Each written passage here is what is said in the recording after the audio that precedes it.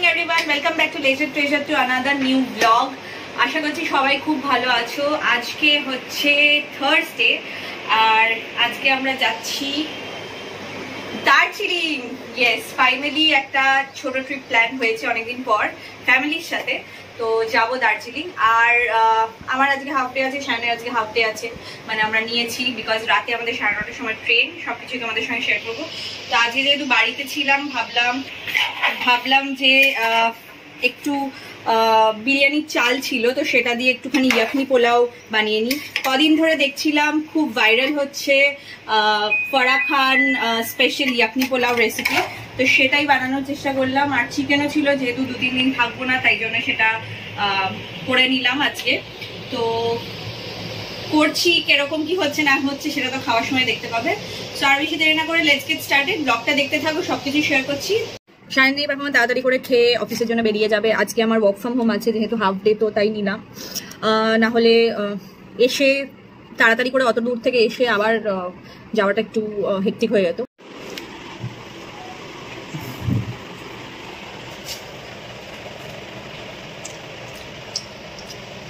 এক্সপেরিমেন্টটা ভালোই হয়েছে।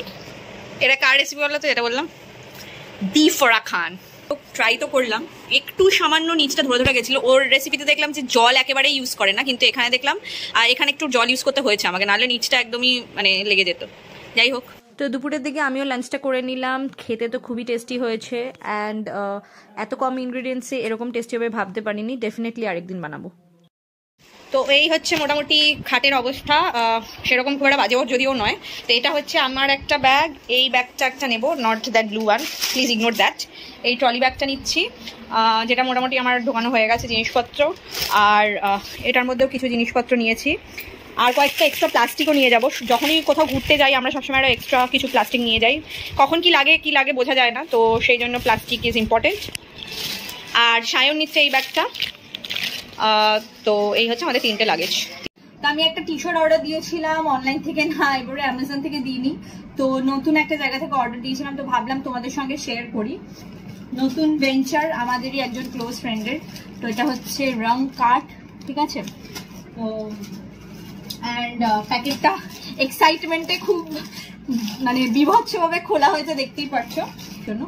Are the T shirt goes something like this, ঠিক আছে, ইয়েলোর ওপরে, মানে মাস্টার্ড কালার বলতে পারো, ঠিক আছে এই ডিজাইন। তো ওদের পেজটা তোমরা দেখতে পারো, ওখানে ডিফারেন্ট ডিজাইনস বা এরকম টি শার্টের ওপরে নানা রকম প্রিন্টস অ্যান্ড কাস্টমাইজডও হয়।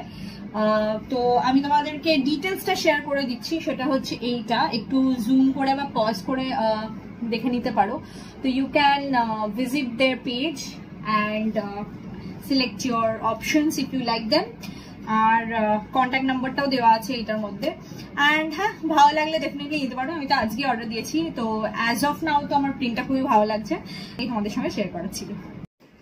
তো ফাইনালি আমরা রেডি হয়ে গেছি, দেখতেই পাচ্ছো এদিকে আমাকে, আর বাকিরা হচ্ছে এইখানে সায়ন আর মামনি এখনো লাস্ট মিনিট কিছু মনে হয় গোজগাজ করছে। কি করছো তুমি? ও আচ্ছা, কেমন লাগছে অনেকদিন পরে ঘুরতে গিয়ে? ভাল লাগছে। আর কিছু মনে হচ্ছে? পাহাড়ে যাচ্ছ মানে তোমার কি প্রেফারেন্স, পাহাড় না সমুদ্র? আচ্ছা, সবাই ফ্যামিলিতে পাহাড় লাভার, আমি ছাড়া মনে হয়। মানে আমারও পাহাড় ভাল লাগে, বাট দেন একটু মানে বিচটা বেশি অ্যাট্রাক্ট করে। তো যাই হোক, এবার মা আর বাবা আসবে গাড়ি নিয়ে, তো আমরা তারপরে চলে যাবো। আমাদের ট্রেন হচ্ছে 9:40 কলকাতা স্টেশন থেকে। তো মারাও চলে এসছে, তো আমরা এবার যাচ্ছি গাড়ির দিকে। তো অনেকদিন পরে ফ্যামিলিকে নিয়ে ঘুরতে যাচ্ছে, একটা ডিফারেন্ট লেভেল অফ এক্সাইটমেন্ট কাজ করছিল। দেখবে বন্ধুদের সঙ্গে গেলে একটা আলাদা মজা হয়, অ্যান্ড ফ্যামিলির সঙ্গে ডেফিনেটলি একটা আলাদা এক্সাইটমেন্ট হয়। কলকাতা স্টেশন থেকে আমার মা আর বাবার প্রথম ট্রেন, এর আগে কখনো ট্রেন ধরার সুযোগ হয়নি এখান থেকে। তো এখন বাজে 8:40 আর ফাইনালি আমরা কলকাতা স্টেশন পৌঁছে গেছি। ভেতরে যাওয়া যাক। অ্যান্ড ট্রেন তো 9:40, প্রায় মানে একদম এক্স্যাক্ট 1 ঘন্টা হাতে রয়েছে। তো ট্রেনে উঠে তোমাদের সঙ্গে দেখা হচ্ছে। আমরা ট্রেনে উঠে পড়েছি, ট্রেন এখনো ছাড়েনি, এখন সবে বাজে 9:10। তো যে যার মতো সেটেল হয়ে গেছি, এই যে সবাই বসে আছে। তো ভালো জিনিস হয়েছে, 3টে আমাদের লোয়ার পাওয়া গেছে, 3জন সিনিয়র সিটিজেনরা আমাদের সঙ্গে ট্রাভেল করছে, তো সবার জন্য সেটা ইজি হবে। আর মা নিজেকে সিনিয়র সিটিজেন মনে করছে, মামনিও নয়, মামনিও নয়, সবাই ফিটেস্ট এখানে অ্যাবসলিউটলি। বাট হ্যাঁ হলো আর কি, সুবিধা হলো। তা এখন মা তো কিছু টুকটাক খাবার এনেছে, আমি যাই একটুখানি কিছু দেখি, গিয়ে নিয়ে আসি নিচে চিপস কোল্ড ড্রিঙ্কস এইসব কিছু।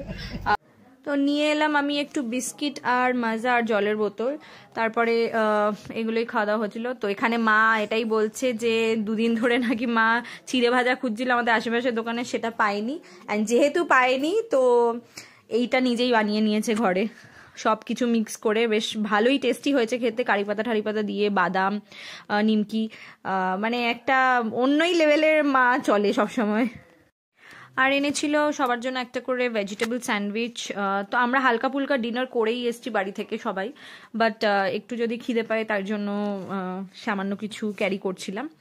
অ্যান্ড আমি সেটাই দিচ্ছিলাম স্যান্ডউইচগুলো সবাইকে। তো স্যান্ডউইচ হচ্ছে one of my favourite snack. তুমি আমাকে ব্রেকফাস্ট, লাঞ্চ, ডিনার যখনই দেবে আমি খেয়ে নিতে পারি, but it has to be a good sandwich. তো 10টা সাড়ে 10টায় বাজে, আর এখানে ট্রেনে তো কম্বল চাদর এইসব সব দিয়েছে। খাওয়া দাওয়া হয়ে গেলে ঘুমানোর ব্যবস্থা করে দেবো।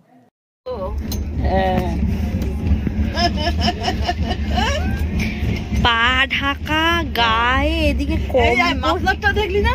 মাফলার কিছু ছাড়োনি তুমি, কি গ্রিনল্যান্ডে যাচ্ছ? ট্রেনটা আমাদের পৌঁছানোর কথা ছিল 7:30 নাগাদ, বাট ট্রেনটা লেট চলছিল। তো শুনলাম যে আরও 2 ঘন্টা লাগবে যেতে, তা আমি একটু এক্সট্রা 1 ঘন্টা ঘুমিয়ে নিয়েছি। তো উঠে ব্রেকফাস্টটাও করে নিলাম, এখানে ট্রেন থেকেই অর্ডার করেছিলাম, সেটা হচ্ছে ব্রেড অমলেট। তো সবার ব্রেকফাস্টটা করে আমরা ভাবলাম, কারণ কখন পৌঁছাবো আর একটু লেট হয়ে যাবে, আর ওখান থেকে আমরা সাইট সিইং যেহেতু যাব, তো টাইম পাবো কি পাবো না। তো ব্রেড অমলেট আমরা ব্রেকফাস্টটা করে নিলাম এর মধ্যে। ফাইনালি আমরা নিউ জলপাইগুড়ি পৌঁছে গেছি। এখন বাজে 10টা, এই টাইমে পৌঁছালাম। অনেক সিগন্যাল খেতে খেতে ফাইনালি পৌঁছালাম। আর বাবা দেখাচ্ছে ভিক্টরি সাইন যে ফাইনালি আমরা পৌঁছেছি ওর জন্য। আর আমরা গাড়ি একটা আগে থেকে বুক করে রেখেছিলাম, আমাদের একজন চেনা পরিচিতের মধ্যে থেকে কন্ট্যাক্টটা পেয়েছিলাম। আর প্রচুর ভিড় দেখছো তো এই সামার ভ্যাকেশনের টাইমে, এখন অনেক লোক দার্জিলিং, গ্যাংটক এইসব জায়গায় ঘুরতে আসছে, মানে ক্ষণিকের স্বস্তি আর কি গরম থেকে। আর আমাদের গাড়িও চলে এসছে। তো এই ব্লগটা এই পর্যন্তই রাখছি, দেখা হচ্ছে খুব তাড়াতাড়ি নেক্সট পার্টে। ততক্ষণের জন্য লাইক আর ফলো করতে ভুলো না। বাই।